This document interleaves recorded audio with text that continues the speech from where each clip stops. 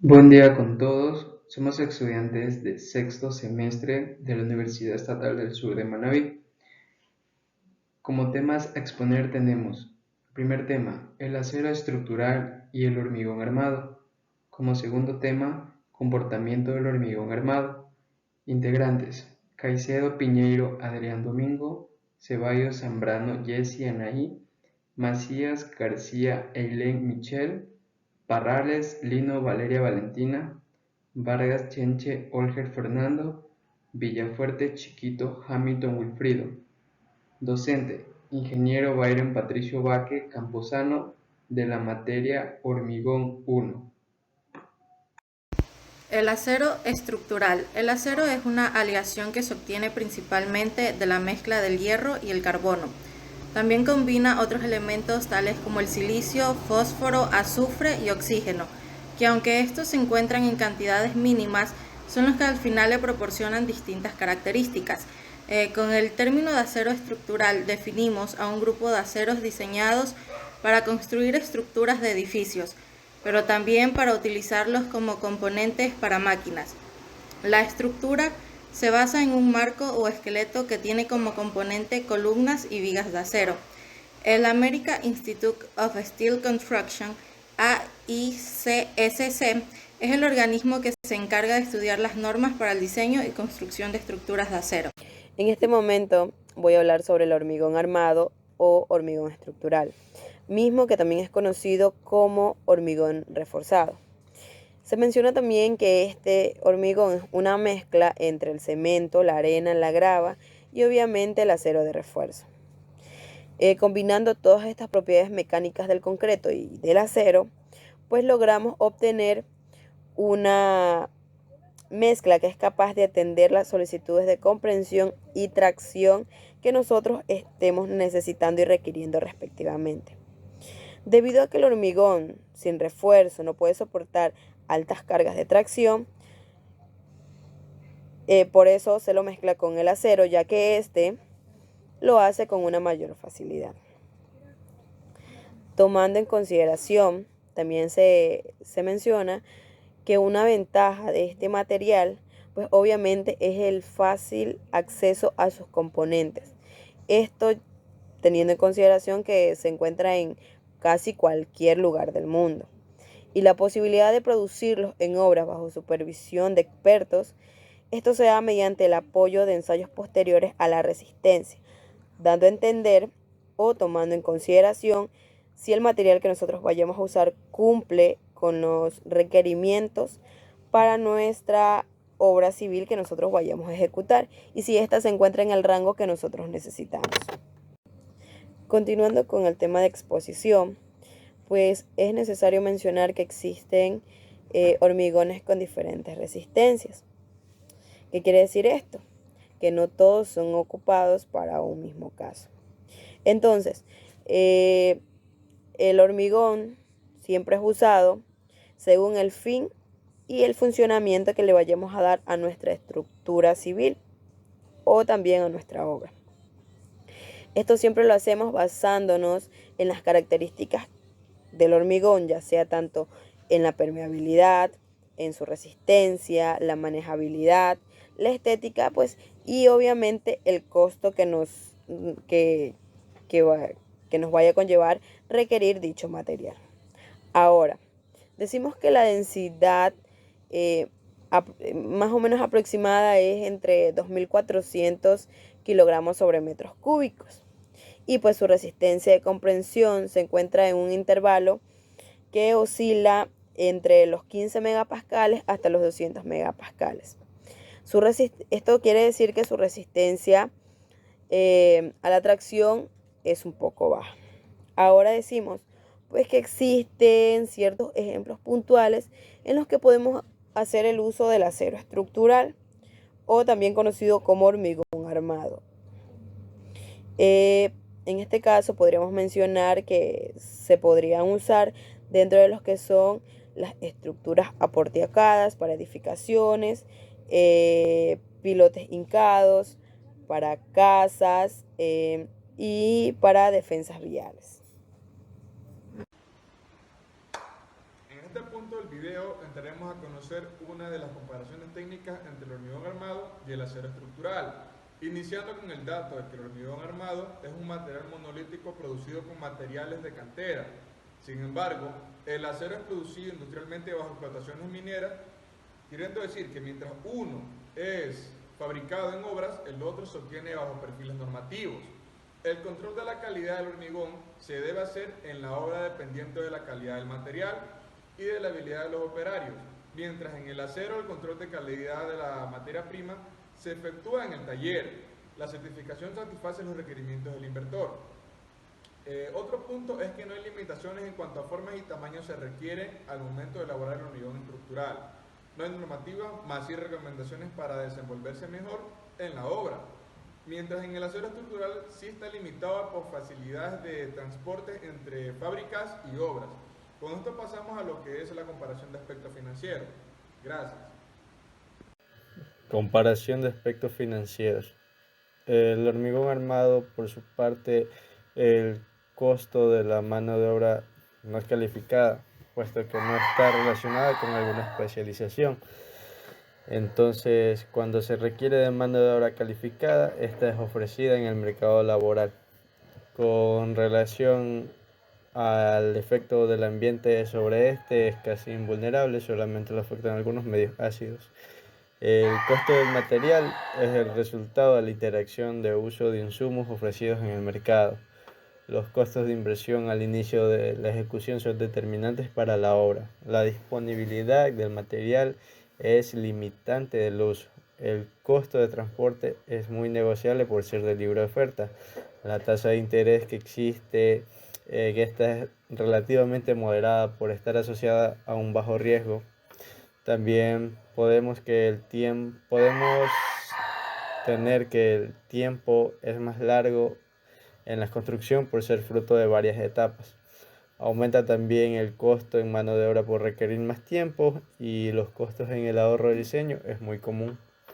Por su parte, lo que es el acero estructural, su costo sí se ve asociado con la mano de obra especializada y esta es muy escasa y es necesaria buscarla. El material que se usa aquí es muy susceptible al efecto del medio ambiente, la corrosión o la salinidad.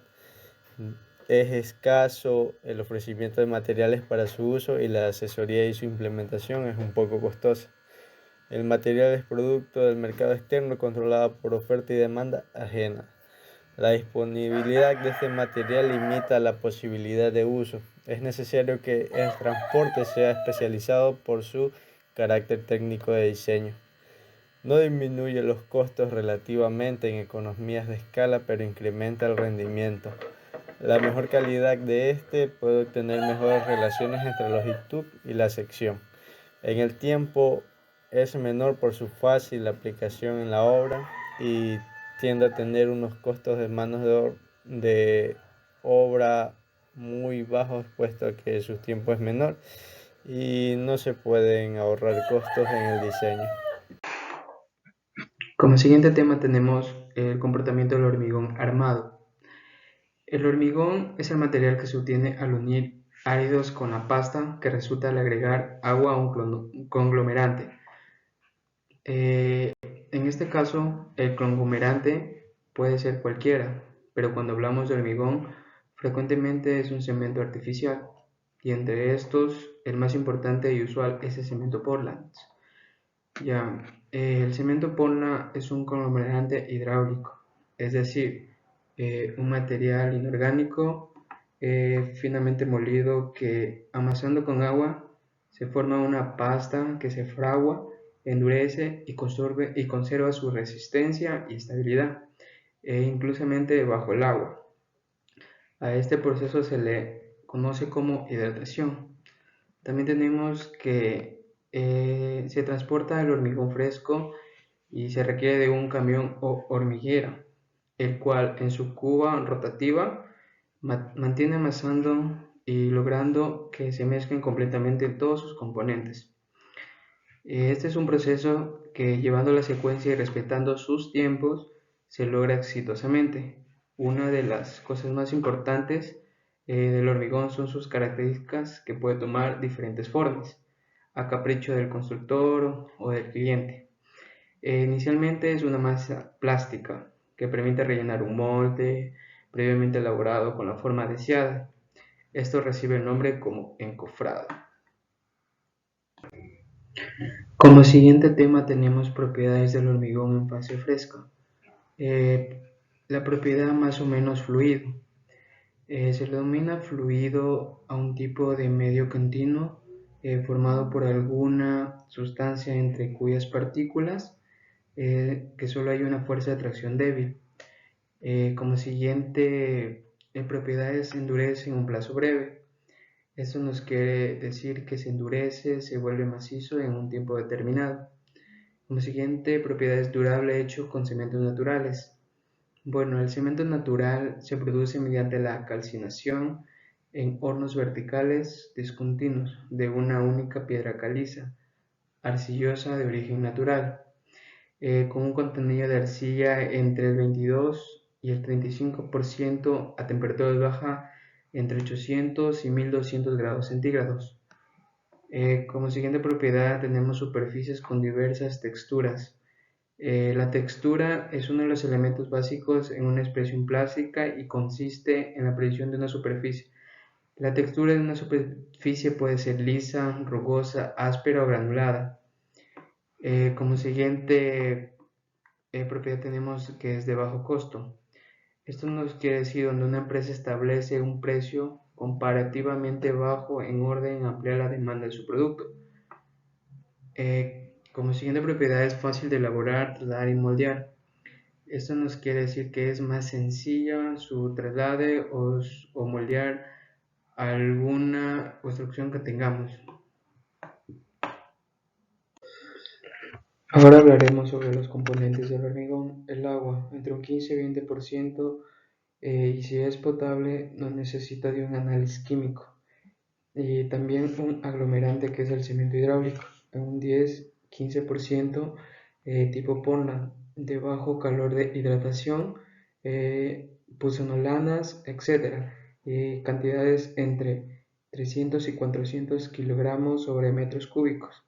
Ahora veremos sobre el agregado fino que lo compone la arena, que es menos de 5 milímetros de diámetro y es de origen inorgánicos. También un agregado grueso que es la grava o piedra, con un grosor de más de 5 milímetros de diámetro de origen inorgánico. Es determinación el tamaño máximo de agregado, aporta estabilidad y reduce costos. Características estructurales del hormigón. Las características estructural más importante del hormigón es poder resistir los esfuerzos de compresión. Cabe resaltar que su resistencia a tracción, así como el esfuerzo cortante son bajas, por lo cual es recomendable utilizar en situaciones donde los requerimientos por tracción o cortantes también sean bajas. Podemos evitar que este inconveniente se presente. Es prudente armar el hormigón introduciendo barras de acero a lo que se conoce como forzado o hormigón armado. De esta manera podemos soportar los esfuerzos cortantes y de tracción gracias a la barra de acero que están en ellas. También se puede disponer de barras de acero para reforzar zonas o elementos que estén comprimidos. Tales en el caso son como los pilares. También tenemos la necesidad de compensar las deficiencias del hormigón, atracción y cortante. Formaron una nueva técnica de construcción a principios de los siglos XX, la que se conoce como hormigón armado y que más adelante se investigó sobre la necesidad de introducir tensiones en acero de manera deliberada y previa al fraguado del hormigón, lo cual generó otras técnicas, la de hormigón pretensado y la de hormigón posttensado. Por lo tanto, que se dice que al introducir antes del fraguado alambres de resistencia alta, tensados en el hormigón, este al fraguar queda comprimido, por lo cual las tracciones que se presenten para resistir las acciones externas se transforman en descompresiones previamente comprimidas de dichas partes, siendo en muchos casos algo ventajoso, y que los aceros de muy alto límite elástico se utilizan para el pretensado, pues el fenómeno denominado fluencia lenta quitaría las ventajas del pretensado. También los aditivos son necesarios para conseguir hormigones de alta resistencia. Los monómeros y adicciones para hormigón son significativas y contribuyen en la propiedad del hormigón. En valores aproximados, estas son las principales características físicas del hormigón. La primera, la resistencia a compresión. Para hormigón ordinario de 150 a 500 kilogramos centímetros cuadrados. También existen hormigones especiales de alta resistencia que pueden alcanzar hasta 2000 kilogramos centímetros cuadrados. El siguiente es la densidad, que va alrededor de 2350 kilogramos metros cúbicos. La resistencia a la tracción, esta es baja y es de 1/10 de la resistencia a compresión y poco significativo generalmente en el cálculo global. El tiempo de endurecimiento, todo depende de la temperatura, humedad y otros agentes externos. En el tiempo de fraguado aproximadamente son 2 horas, algo que puede variar dependiendo de la humedad y de la temperatura exterior.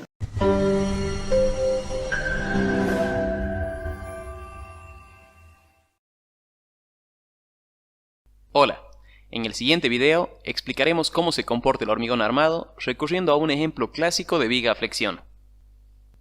Partamos por algo que ya es conocido por todos. El hormigón es un material con una alta resistencia a la compresión, pero muy débil para resistir tracción.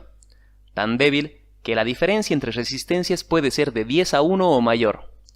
Por eso, si lo usáramos solo como hormigón simple, sería inadecuado para resistir esfuerzos de tracción o de flexión. Para explicarnos mejor, veamos un ejemplo. Este es un ejemplo clásico de mecánica de materiales. Viga de sección transversal rectangular, simplemente apoyada y con una carga distribuida en toda su longitud. Como el objetivo es averiguar el potencial del material, vamos a aumentar progresivamente la carga distribuida desde cero, hasta que lleguemos a su carga última o la carga que provocaría su falla. Sabemos que la sección más solicitada a flexión se encontrará en el centro de la luz.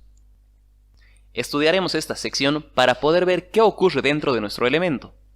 En esta sección analizaremos deformaciones unitarias y tensiones, y además aprovecharemos de compararlas en el diagrama tensión-deformación del material. Veamos a nuestro elemento con atención. Desde el momento que apliquemos la carga, sucederán tracciones en la parte inferior de la viga, donde las fibras están tratando de estirarse, y compresiones en la parte superior, donde las fibras se están apretando.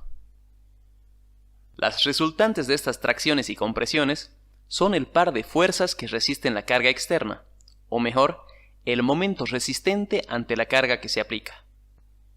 Notemos que nuestro elemento se comporta de manera lineal, en correspondencia a lo que sucede en el diagrama tensión-deformación del material. Este comportamiento es el que tendremos ante cargas bajas, antes de que nuestro elemento alcance su resistencia a la rotura o ruptura, una medida de su resistencia a tracción. Se denomina módulo de ruptura porque una vez que el hormigón sometido a flexión alcance esta tensión, se fisurará. Como es de hormigón simple, al presentarse la primera fisura, esta se extendió tan rápidamente que no nos dejó ni llegar al minuto 3 de video. Por eso, es comportamiento de hormigón armado y no de hormigón simple. Otra viga.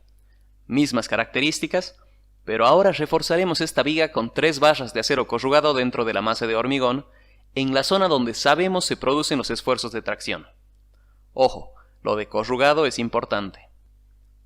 Empezamos a aplicar la carga otra vez. El comportamiento es lineal nuevamente. Aquí hay que observar algo. ¿Se dieron cuenta que las deformaciones unitarias del acero son exactamente las mismas que las del hormigón circundante? Por eso es tan importante el acero corrugado. Las corrugas permiten que exista una adherencia perfecta en la interfaz de ambos materiales, y así las deformaciones mantengan linealidad en la sección. Esto es muy importante, fundamental para el diseño. Cuando alcancemos el límite de rotura, fatal para la viga anterior, esta presenta una respuesta muy diferente. Sí, la viga ha fisurado, pero gracias a las barras de acero, las fisuras son muy pequeñas y están extendidas en toda la longitud del elemento. Si prestamos atención a las tensiones de la sección, veremos que la zona fisurada ya no aporta resistencia a alguna tracción. Desde ahora, todos los esfuerzos de tracción en la zona fisurada de hormigón serán responsabilidad netamente del acero. De todos modos, notemos que los esfuerzos y las deformaciones unitarias continúan siendo proporcionales. Esta proporcionalidad se mantendrá hasta que alcancemos aproximadamente un 45% de la resistencia a compresión. Las fisuras de tracción se han propagado rápidamente y se acercan mucho al eje neutro, que además también se ha ido desplazando hacia arriba. La relación no lineal entre esfuerzos y deformaciones que sigue es la que se determina por el diagrama tensión-deformación del hormigón. Por eso, desde ahora la forma de la distribución de esfuerzos de nuestro elemento es la misma que tiene la curva del diagrama. La pregunta que toca hacernos es, ¿cuándo falla la viga? Precisamente nos detenemos aquí para explicarte eso. Hemos llegado a la carga que dará lugar a la falla de nuestra viga, y antes de que te explique cómo fallará, tenemos que recordar algo. El momento que pueda resistir la sección depende en efecto de las resistencias de sus materiales, pero también dependerá de la geometría de las secciones, o sea, del área resistente de hormigón y el área resistente de acero, y la posición de sus fuerzas resultantes. Por eso es tan importante en el proceso iterativo de diseño que escojamos bien la sección y el área de la sección de hormigón para poder así calcular un área de acero óptima. Dicho esto, resulta que el fallo se puede dar de dos maneras. Cuando se emplea una cantidad de refuerzo moderada, el acero de refuerzo alcanza su punto de fluencia para una carga determinada. La fluencia del acero se traduce en un aumento significativo de su longitud y por lo tanto gran deflexión en nuestra viga. Con la fluencia, las fisuras que ya estaban presentes en el hormigón a tracción se ensancharán y se harán visibles, se propagarán hacia arriba y gradualmente provocarán el fallo de la viga. A este tipo de secciones se las denomina sección controlada por tracción. Por otro lado, si la cantidad de refuerzo es alta o si el acero tiene una alta resistencia, la resistencia del hormigón a compresión podría alcanzarse antes de que el acero llegue a la fluencia.